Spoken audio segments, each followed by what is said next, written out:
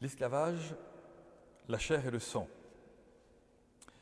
Merci d'être là pour ce dernier temps de l'école biblique de Rouen de cette année 2022-2023. C'est donc le 29e enseignement que je vous donne sur les textes qui suivent pour le dimanche d'après. Et comme vous le savez, dimanche prochain, après le dimanche de la Sainte Trinité, nous fêtons la solennité du corps et du sang du Christ. Dimanche prochain, la fameuse fête Dieu. La liturgie, justement, de cette fête Dieu, de ce corps et du sang du Christ, permet de recevoir, il me semble, de manière très très forte, le cœur de la révélation biblique, qui est en 2 points. Le premier, c'est Dieu qui nous libère, et le deuxième, c'est Dieu qui se donne.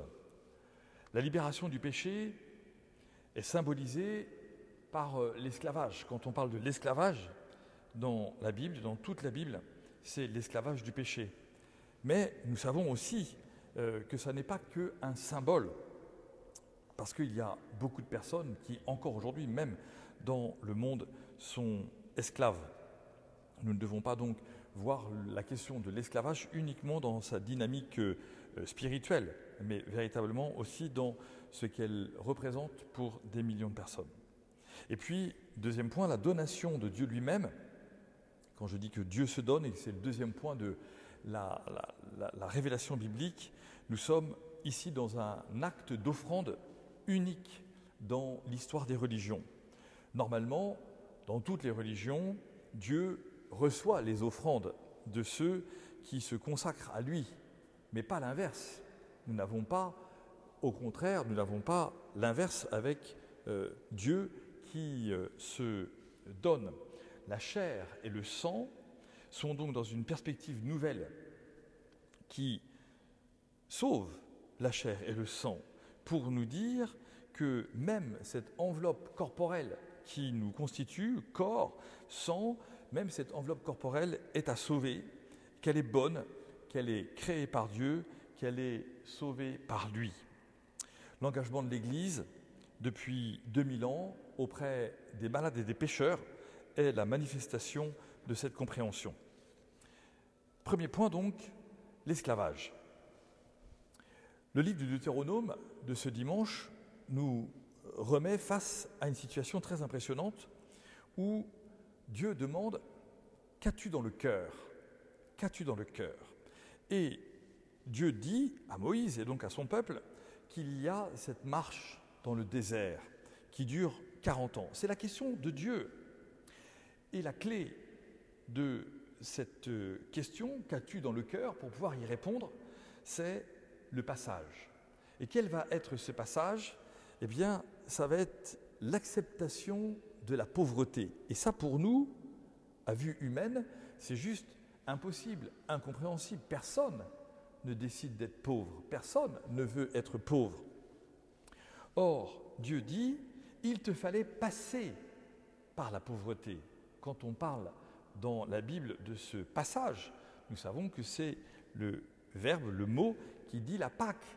Et donc nous avons un passage étonnant de l'esclavage à la pauvreté que nous allons découvrir dans la personne du Christ, qui va être un passage de la divinité à l'esclavage. C'est juste incompréhensible, c'est juste à vue humaine, tout à fait même bouleversant. Alors, quelle est cette pauvreté dont nous parle Dieu dans le livre de l'Exode ? Elle est, à mon avis, à 2 niveaux. Tout d'abord, il y a une pauvreté spirituelle. Où est Dieu ? Et combien de fois dans notre propre vie, nous nous demandons où est Dieu ? Que se passe-t-il ? J'ai fait des choses, il ne répond pas. Pourquoi cela m'arrive-t-il ? Qu'est-ce qui est lié à cette absence de Dieu ? Et donc je suis pauvre de Dieu. Nous sommes pauvres de Dieu. Où est Dieu ?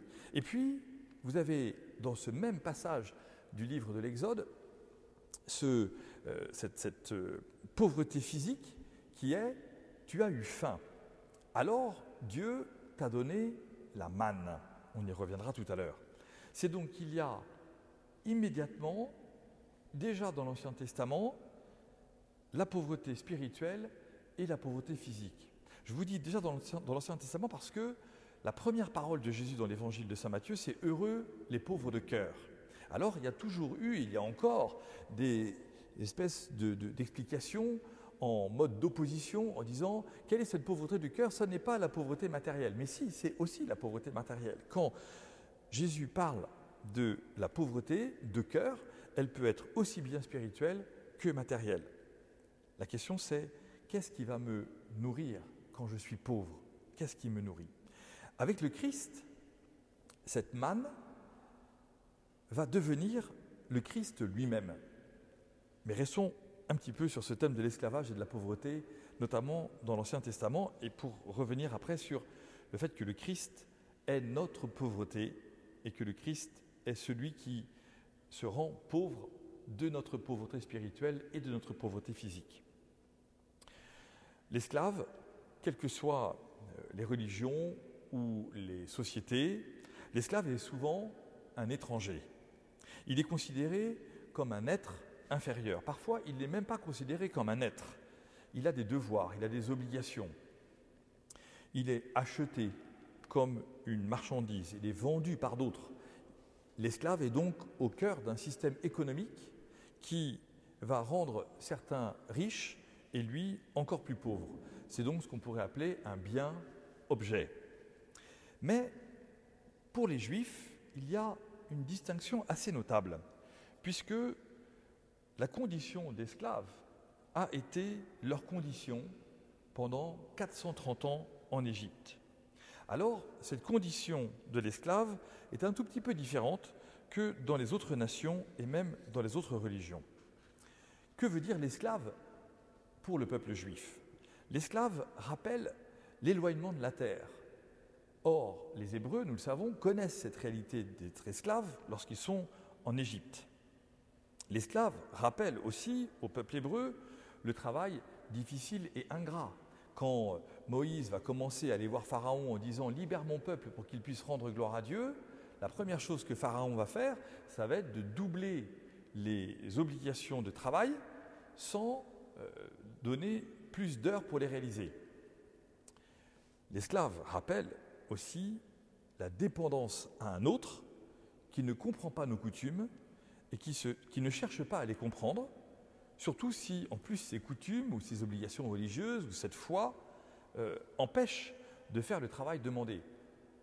Moïse entend de la part de Pharaon que Pharaon lui dit « Je n'ai rien à faire que vous alliez avec ton bétail petit et gros dans le désert, ce n'est pas mon affaire, toi tu dois faire des pyramides, c'est pour ça que tu es esclave ici. » Et donc enfin, l'esclave, pour le peuple hébreu, rappelle la double détresse physique et spirituelle. Cependant, fort de cette dynamique du peuple hébreu, dans sa condition, dans sa propre chair, si on peut dire ainsi, la loi est assez claire. Et donc, dès le livre de l'Exode, au chapitre 21, le verset 22, eh bien, on va nous indiquer que l'esclave ne peut pas être esclave plus de 7 ans. Il y a donc une année de libération de l'esclavage tous les 7 ans. Personne ne peut demeurer esclave plus de 7 ans. Et puis, même progressivement, déjà depuis ce livre de l'Exode, puis dans les autres livres bibliques, il va même y avoir des indications qu'on peut dire sociales, relationnelles, humaines, qui vont parler de fraternité avec les esclaves au sein même du peuple hébreu. Et puis enfin, il va y avoir encore une très très grosse étape qui va être l'étape du jubilé, où comme vous le savez, tous les 50 ans, il y aura un grand jubilé qui, pour le peuple hébreu, décidera de l'affranchissement général pendant l'année jubilaire. C'est-à-dire que tous les 50 ans, tous ceux qui sont esclaves sont libérés, tous ceux qui ont des dettes voient leurs dettes annulées, et tous ceux qui ont des bêtes qui sont attachées doivent libérer ces bêtes. Donc on a véritablement une grande disposition spirituelle pour le peuple hébreu qui va permettre justement d'arriver enfin à une dernière étape qui va être la suppression progressive de l'esclavage en Israël pour passer à une forme, vous allez comprendre l'anachronisme, à une forme de salariat qui apprendra la dignité de la personne, le respect du travail et de la fonction de chacun. Donc, ce ne sera pas forcément la fin de l'esclavage, mais néanmoins une transformation forte à l'intérieur du peuple d'Israël. Mais le phénomène va perdurer et on va en trouver notamment des marques très fortes dans le Nouveau Testament, avec en particulier Paul, qui va développer la théologie de la vocation du chrétien comme étant une vocation de fils de Dieu. Cette vocation étant pour saint Paul supérieure à toute notion sociale. C'est la raison pour laquelle saint Paul dit « Il n'y a plus ni juif ni grec, ni homme ni femme, ni homme libre ni esclave, mais un seul être dans le Christ. » Donc vous voyez, tout ce qui pourrait être source d'opposition, y compris jusque dans celui qui dispose d'un pouvoir sur d'autres hommes, dans la condition chrétienne, cela n'existe plus parce que la seule chose que l'on considère dans la réalité chrétienne par le Christ, c'est que nous sommes un seul être dans le Christ. Ceci dit, ça n'est pas encore suffisant parce que cette déclaration de saint Paul n'est pas qu'une déclaration théologique. Elle est fondée, comme tout ce qui se passe dans la théologie chrétienne, sur le Christ. Et donc, là encore, il faut toujours revenir au Christ. Alors Paul va nous le donner dans un texte que vous connaissez par cœur, je l'espère, ou en tout cas dont vous connaissez au moins quelques bribes, qui est le début du chapitre 2 de la lettre aux Philippiens.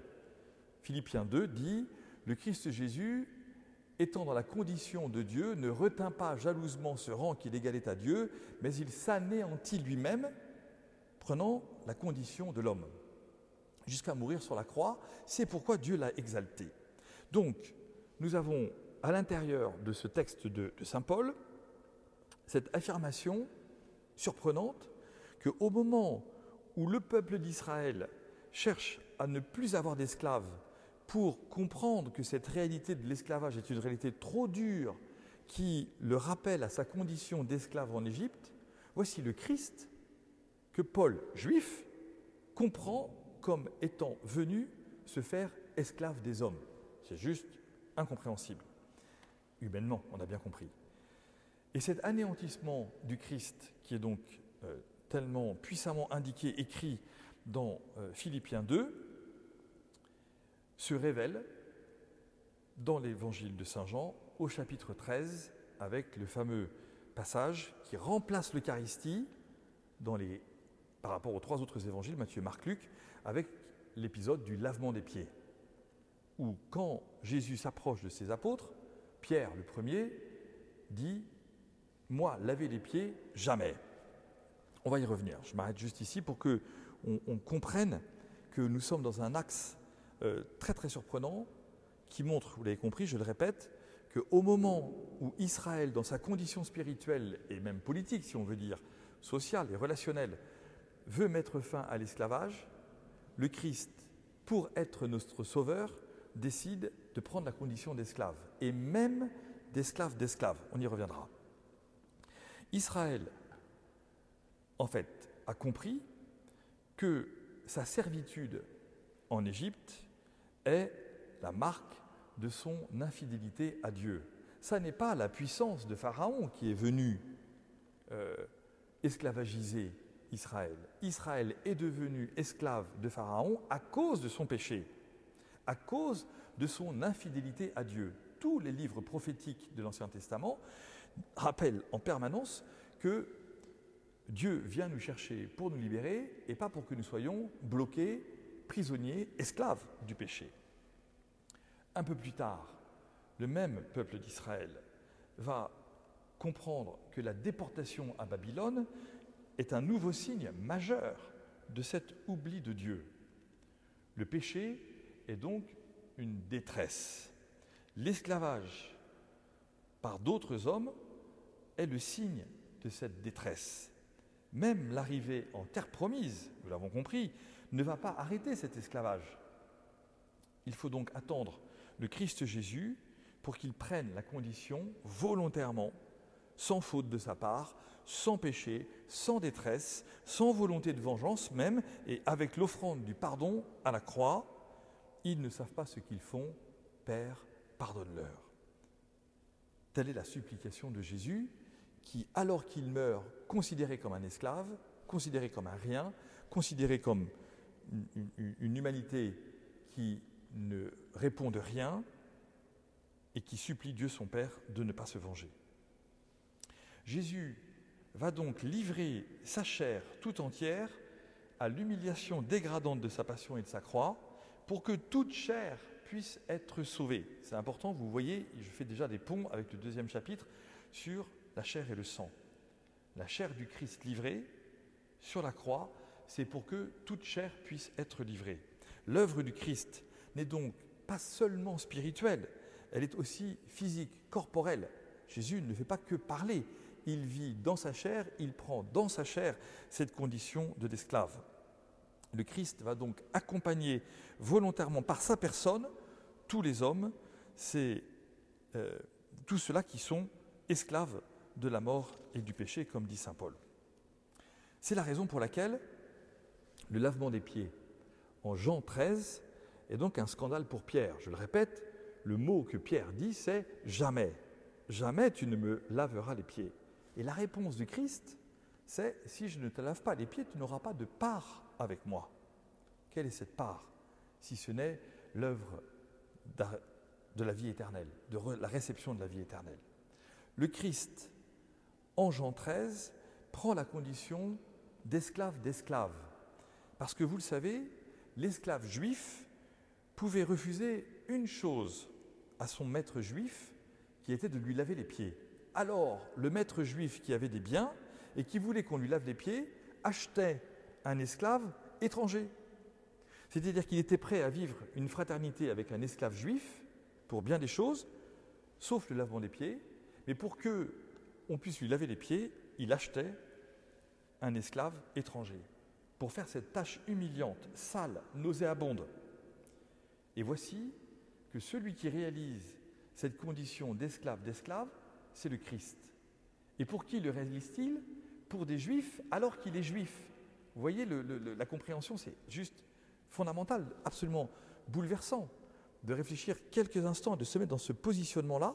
Voici que le Christ réalise cette tâche pour nous alors qu'elle est humiliante, sale, nauséabonde. L'anéantissement est déjà là en Jean 13, alors que nous sommes avant la croix. Le lavement des pieds est donc compréhensible uniquement par l'acte du lendemain, du vendredi saint, où le Christ meurt sur la croix en demandant à Dieu de ne pas nous compter ce péché et de nous pardonner. C'est ce qui nous permet de dire vraiment sans cesse que le jeudi saint et le vendredi saint sont indissociables.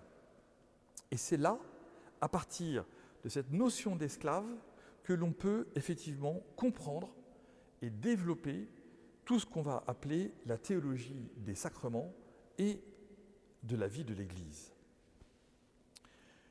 Les demandes d'évolution des sacrements, en ce moment ou depuis des siècles, et notamment du sacrement de l'ordre pour les prêtres, sont, si l'on fait bien attention, aujourd'hui quasiment exclusivement des demandes organisationnelles et non pas des demandes vocationnelles. Parce que, objectivement, qui va organiser la servitude? Qui va organiser l'esclavage? Les maîtres, les puissants. La pauvreté du Deutéronome est oubliée. La pauvreté du sacerdoce est oubliée. Et la fonction du prêtre dans l'Église catholique, quand on demande à ce qu'il y ait des femmes prêtres, à ce que les prêtres puissent être mariés ou à ce qu'il y ait des hommes mariés pour avoir plus de prêtres, pour avoir plus d'organisation, eh bien, véritablement, montre que l'on réduit la fonction sacerdotale à une fonction d'organisation, alors qu'elle est d'abord un appel à la sainteté. Et quand on fait ces appels organisationnels, jamais vous n'avez de référence au lavement des pieds. Jamais. Vous avez une référence à la vie des paroisses, à l'organisation des diocèses, à l'organisation de la représentation, même, on va nous le dire de manière très pieuse en disant « mais alors, il y aura des gens qui n'auront plus la messe bientôt parce qu'il n'y aura plus de prêtres dans leur région ». Et ça n'est que organisationnel, ça n'est jamais vocationnel. Ça n'est jamais vocationnel. Oui, on peut avoir des femmes prêtres. Oui, on peut avoir des hommes mariés qui soient prêtres. Oui, on peut avoir des prêtres mariés. Rien ne l'empêche, sauf l'Écriture. Sauf Jean 13 et Philippiens 2.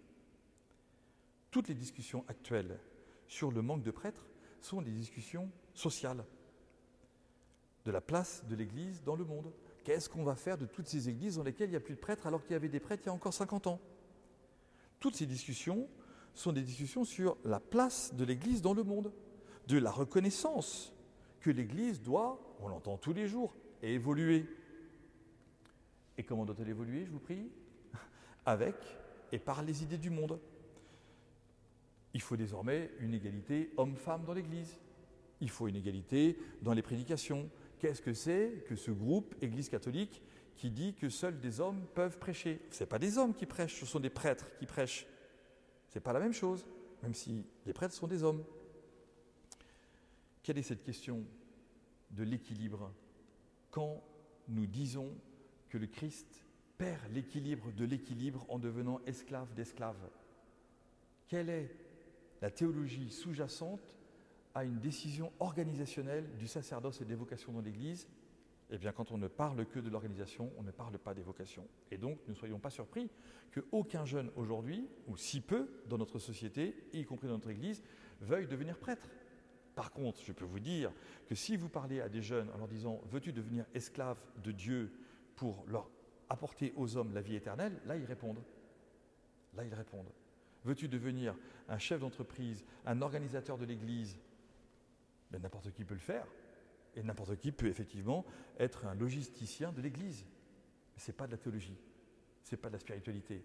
On n'a pas besoin de prier, on n'a pas besoin de faire 8 années de théologie pour faire ça. On peut faire un beau DUT en logistique, on peut faire une grande école, sciences politiques, une ENA catholique si vous voulez, on peut faire Normal Sup si vous voulez, on peut devenir un haut fonctionnaire d'une église. Ça, c'est pas un problème, c'est pas du tout un problème. Mais ça n'est pas le Christ, ça n'est pas le Christ et ça n'est pas l'Église. Si l'Église tombait dans cette servitude au monde et à sa pensée ambiante, plus jamais elle ne pourrait appeler des hommes à n'être rien aux yeux du monde. La chair et le sang seraient vains.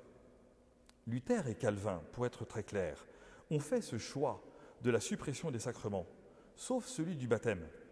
Leur théologie baptismale est donc la base du développement missionnaire de leurs églises. Et il y a un vrai développement missionnaire de leurs églises à partir de cette vocation baptismale. La théologie catholique, elle, est fondée sur les sacrements et sans cesse, elle comprend que les sacrements sont un état volontaire d'appauvrissement. Je ne deviens pas riche parce que je suis baptisé. Je ne deviens pas riche parce que j'ai fait ma première communion. Je ne deviens pas riche parce que je suis ordonné prêtre. Je ne deviens pas riche parce que je me marie. Je deviens pauvre quand je demande à l'Église les sacrements. Parce que je m'associe à la pauvreté du Christ qui vient habiter ma faiblesse. Parce que je m'associe à l'esclave des esclaves, Jésus, qui donne son corps et son sang sur la croix en action de grâce. Voici, pour les chrétiens, la liberté de l'esclave. Deuxième chapitre, la chair et le sang. Nous avons entendu dans l'évangile de dimanche prochain, non pas Matthieu, Marc, Luc au moment de la scène, c'est-à-dire la veille de la mort du Christ, mais nous avons entendu Saint Jean dans ce chapitre 6, qui est donc le début de l'évangile de Saint Jean, où Jésus, après avoir multiplié les pains, s'éloigne des gens qui veulent le faire roi, parce que forcément, quand on a quelqu'un qui nous donne du pain gratos, on peut le choisir comme un roi. Le pain, c'est la nourriture habituelle, c'est aussi la nourriture du pauvre, et le peuple juif apprend, d'ailleurs, à partager le pain quand on est riche, pour dire « je vais partager ce pain pour que le pauvre de ma maison ou le pauvre de mon entourage, de mon quartier, ne meure pas de faim ».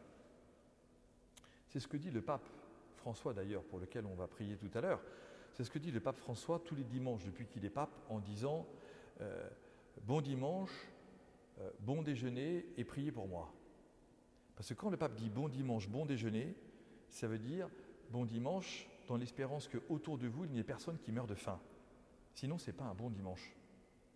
Et donc, le dimanche du chrétien, c'est le dimanche où, plutôt que de se reposer, nous allons permettre à un pauvre de se reposer en l'accueillant à notre table.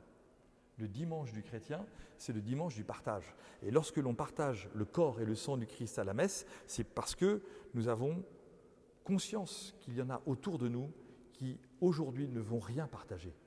Alors notre dimanche devient un dimanche, si vous voulez qu'on le dise ainsi, de solidarité avec ceux qui n'ont rien et qui sont dans cette détresse physique et spirituelle. Ils n'ont ni la manne, ni le pain qui va leur donner la subsistance corporelle, ni la manne spirituelle qui est le corps et le sang du Christ. Donc c'est la raison pour laquelle Saint Jean place, si on peut dire ainsi, l'Eucharistie, ou en tout cas ce grand récit sur le pain de vie, sur la chair et le sang du Christ, dans un lieu de vie. La vie donnée du Christ est dans le monde, pour sauver le monde, et pas pour l'enfermer dans la liturgie et les églises. La chair et le sang du Christ ont coulé sur la croix, au Golgotha, dans la ville, à la vue de tout le monde. Et tout vient de cet acte unique de l'esclave qui sauve le monde. C'est essentiel pour nous de bien le comprendre, surtout quand on est encore capable de se disputer sur des questions de la manière dont on célèbre la messe. La chair et le sang, c'est l'unité de la personne. C'est la reconnaissance de son être unique. Quand je communie au corps et au sang du Christ, je communie à la création, à l'image et à la ressemblance de Dieu. Chair et sang, vous le savez, dans la Bible, sont associés à d'autres couples, si l'on peut dire ainsi. Cœur et chair, ça c'est un autre couple absolument essentiel, notamment dans le prophète Jérémie et dans le prophète Osée. Vous avez os et chair, vous avez corps et âme. Ces expressions fortes disent et veulent dire tout l'homme. C'est donc que l'on veut dire ici, clairement, la condition terrestre de toutes les créatures. D'ailleurs, les Juifs dans l'Évangile d'aujourd'hui le comprennent bien. Quand Jésus leur dit « Qui mange ma chair et boit mon sang a la vie éternelle, celui qui ne mange pas ma chair et ne boit pas mon sang n'a pas la vie éternelle », ils crient au scandale. Et ils ont raison, parce que tant qu'ils n'ont pas compris ce que le Christ voulait dire, ils vont mal interpréter cette déclaration de Jésus en pensant comment il veut nous donner sa chair à manger. On n'est pas des cannibales. Et quand nous venons à la messe et que nous disons le corps du Christ, heureusement que c'est du pain et pas de la chair. D'accord ? Et donc, nous ne sommes pas des cannibales en puissance 2000 ans après la mort et la résurrection du Christ. Donc, quand nous parlons de chair et de sang en l'entendant dans l'Église, nous ne parlons pas de corps physique du Christ, nous ne parlons pas de corporéité, mais bien de sa réalité salvatrice, celle qui s'offre sur la croix par la puissance de l'Esprit et qui ressuscite le troisième jour. Corps et sang du Christ ne peuvent donc être consommés que dans la célébration de la résurrection du Christ. Voici celui qui me donne la vie éternelle, par sa chair offerte sur la croix. Voici ce que je reconnais quand je communie. Voici aussi ce que je reçois quand je vis dans le monde avec cette vie donnée auprès de ceux qui ont une chair et un sang blessés, fragiles, meurtris. Ma communion au corps et au sang du Christ est une communion à toutes ces meurtrissures du monde, à toutes ces blessures du monde, à toutes ces fragilités du monde. Je ne communie pas à la puissance du Christ quand je viens communier à la messe le dimanche. Je viens justement de lui dire « Seigneur, je ne suis pas digne de te recevoir, mais dis seulement une parole et je serai guéri ». Je ne m'approche donc pas de l'Eucharistie comme un être glorieux. Je m'approche de l'Eucharistie comme un être fragile, meurtri, blessé. Et j'apporte dans ma prière, dans ma communion au Christ à l'autel, ces blessures, ces meurtrissures et ces fragilités. Chair et sang nous rappellent donc étonnamment, alors que nous, dans notre tête, chair et sang, c'est une belle expression, ça nous rappelle étonnamment la poussière de ma vie et la dignité de cette poussière qui est épousée, vécue intégralement par le Christ. Et quand je dis intégralement, c'est intégralement jusque dans la condition où j'ai pu être esclavagisé, abusé, meurtri, blessé, fragilisé par la vie ou par d'autres. Quand je vais communier, je communie à l'acte du Christ qui se fait poussière. Qui se fait poussière. L'Eucharistie, c'est le signe de la poussière. L'Eucharistie, c'est le sacrement de la poussière. Je ne célèbre pas le Créateur. Quand je célèbre l'Eucharistie, je célèbre le Rédempteur. Je ne célèbre pas la création, je célèbre la rédemption.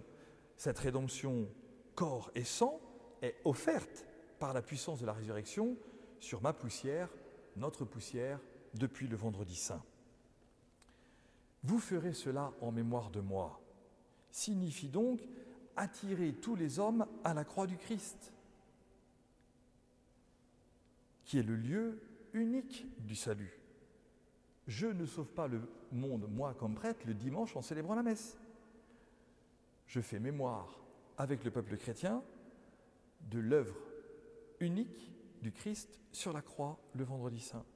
Le commandement de Jésus, vous ferez cela en mémoire de moi, est donc un commandement missionnaire. Allez chercher les hommes pour leur présenter la croix de Jésus. Attirez les hommes à moi sur ma croix. La nouveauté de la chair et du sang offert du Christ sur la croix se réitère à chaque messe pour notre vie. Nous y allons à la messe. Et c'est pour cela que la dernière parole de la messe, que ce soit en français ou en latin, c'est un ordre qui dit « Allez dans la paix du Christ ». Vous allez où ? Eh bien, vous allez dans le monde montrer que vous êtes poussière. Vous allez dans le monde montrer que les gens peuvent être attirés par la croix du Christ. Vous avez communié aujourd'hui au corps et au sang du Christ mort et ressuscité pour que vous puissiez communier au corps et au sang meurtris, fragilisés, blessés de l'humanité qui ignore encore que le Christ les a sauvés. Le corps livré pour ta poussière, voici le sang versé, voici le corps livré pour ta poussière, voici le sang versé pour ta vie, voici le moment de Jésus dans le temps et dans l'histoire, un moment de très grande fragilité où Dieu a décidé que son Fils, le Christ Jésus, serait limité dans le temps et dans l'histoire. Jésus n'est pas resté dans la corporéité du temps et de l'histoire. Jésus a décidé de ne vivre dans le temps et dans l'histoire qu'une très courte période et que sur un très court temps. Jésus ne parlait pas anglais, il ne parlait pas français, il n'est pas asiatique ou il n'est pas extrême asiatique, il n'est pas africain, il n'est pas européen, il n'est pas américain. Le Christ n'est que hébreu, parlant araméen, dans un temps extrêmement donné, sur un territoire extrêmement limité. Et donc le moment du Christ Jésus, dans le temps et dans l'histoire, jamais répété, rejoint le moment de ta vie. Présente au Christ Jésus les moments de ta vie à chaque fois que tu viens à la messe. Présente au Christ Jésus ta chair et ton sang pour pouvoir communier à sa chair et à son sang. Ne te rends pas extérieur par ta corporéité à l'œuvre du Christ qui, une fois pour toutes, a tout réalisé pour toi. C'est là qu'il sauve ton corps et ton sang. C'est là qu'il sauve ta chair et ton sang. C'est là, à la messe, qu'il sauve os et chair, sang et cœur. Il t'a déjà sauvé. Ainsi, nous comprenons pourquoi la chair est représentée par le pain. La manne dans le désert, c'est le pain sans levain de l'urgence de la conversion, de la sortie de l'esclavage. Quand je viens communier, je m'approche de celui qui me fait sortir de l'esclavage.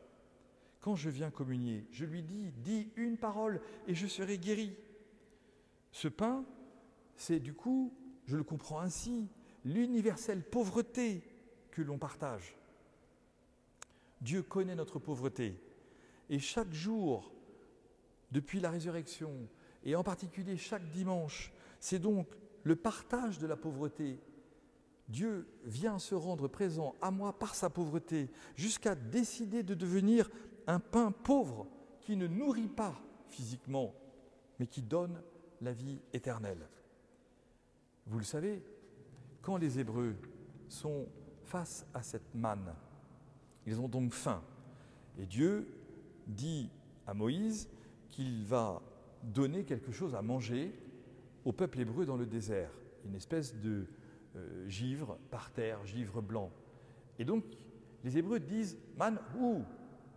Qu'est-ce que c'est ? Man-ou, ça veut dire « qu'est-ce que c'est ?» Si je viens communier en sachant, je ne suis pas pauvre, mais propriétaire d'une histoire, la mienne, que je maîtrise même face à Dieu. Si je viens communier au Christ, chaque jour ou chaque dimanche en particulier, en disant « qu'est-ce que c'est ?» je proclame humainement l'incompréhensible transsubstantiation du pain et du vin en corps et sang du Christ. Mon approche à la communion doit être une approche de non-sachant. Je ne viens pas en disant que je sais. Je ne peux pas venir communier en disant « je sais que c'est le corps du Christ ». Je dois venir communier en disant « man, où ? Qu'est-ce que c'est ?» Parce que c'est là que je peux répondre « où est mon cœur ?» comme Dieu me pose la question dans le livre du Deutéronome. Où est ton cœur ? Si ton cœur est dans tes livres, dans ton savoir, ça va se transformer en ton pouvoir. Et ce pouvoir, un jour, tu le feras face à Dieu. Et face à Dieu, présente-toi comme poussière. Nu je suis né, nu je mourrai. Je ne suis pas un sachant de l'Eucharistie. Je ne suis pas un dogmaticien de la chair et du sang du Christ. Je suis un questionnant. Et tant que je demeure en questionnant, je peux venir communier. Si je ne communie que parce que je sais que c'est le corps du Christ, je ne communie pas au corps du Christ. Je communie à une noétique, un ordre de la connaissance. Dieu n'est pas rentré en moi par la connaissance, il est rentré en moi par la pauvreté. Dieu n'est pas rentré en moi par ce que je sais ou en me disant « tu vas savoir », il est rentré en moi par la poussière. La seule chose que je sais, c'est que mon libérateur est vivant, dit Job. Ainsi, je crois par la foi que c'est le corps du Christ, mais je ne crois pas par les sens. Ce que je vois est du pain, nous dit saint Thomas d'Aquin, mais n'est plus du pain. Ce que je vois est du vin, dit saint Thomas d'Aquin encore, mais n'est plus du vin. Ma poussière est donc visitée, sauvée, transsubstantiée en divinité. Voici l'action de grâce du Christ, le jeudi saint, qui inaugure son offrande par avance du vendredi saint. Sa parole peut encore le dire. Vous ferez cela en mémoire de moi. À la croix, c'est son corps et son sang versés qui deviennent parole et qui sont pour toujours l'acte de l'humanité unique et salvifique qui me donne le gage de la résurrection et de la vie éternelle. Je vous remercie.